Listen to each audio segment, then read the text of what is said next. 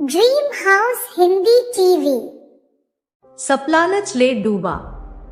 Japan के गांव यमामोतोमरा में एक अमीर और लालची किसान रहता था। उसकी हरी भरी भरपूर फसलों की आसपास के गांवों के किसान चर्चा करते थे।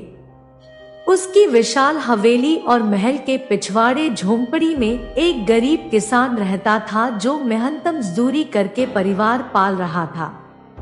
एक दिन परमात्मा भिखारी का रूप धारण करके अमीर किसान के महल आगे पहुंचा और भीख मांगने पर अमौर किसान ने उसको दुत्कार कर वापस भेज दिया। फिर भिखारों गरीब किसान की झोंपड़ी के आगे पहुंचा। किसान ने घर आए मेहमान का स्वागत किया और जो रसोई में रूखा सूखा था बड़े सम्मान से परोसा। स्वादिष्ट भोजन खाकर भिखारी ने दयालु किसान को कहा, कुछ दिनों बाद तुम्हारी इस झोंपड़ी के आगे एक पौधा उगेगा जो जल्दी पूरा पेड़ बन जाएगा। उसकी लकड़ी से ओखली बनाना जो तेरे दुख दूर कर देगी। इतना कह भिखारी अलोप हो गया। 3-4 दिन बाद गरीब किसान की झोंपड़ी आगे एक छोटा सा पौधा उगा जो दिनों में बड़ा पेड़ बन गया। किसान ने पेड़ की लकड़ी कटवा मिस्त्री से ओखली बनवा ली।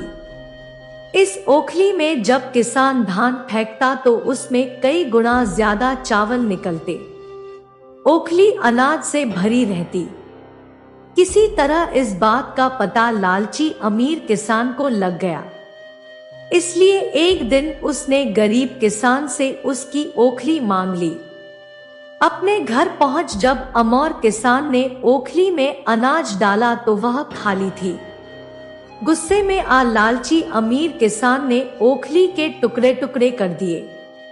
इसका दुख मनाते गरीब किसान ने टुकड़े एकत्रित कर लिए और अपनी झोंपड़ी में उनको जोड़कर संदूक बना लिया।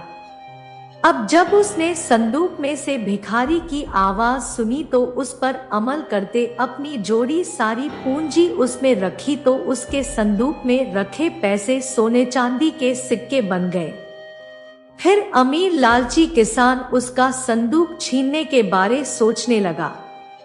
उसने गरीब किसान को डरा धमका कर उसका संदूक उठवा लिया और अपने सारे सोने चांदी के सिक्के संदूक में रखवा उसका ढक्कन बंद करवा दिया। कुछ देर बाद ढक्कन अपने आप खुल गया और सिक्के पानी बन बह गए।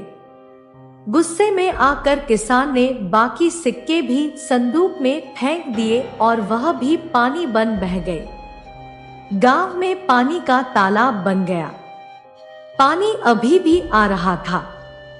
सारा गांव उसके आलीशान महल सहित डूब गया पर गरीब किसान की झोंपड़ी शान एक खड़ी थी।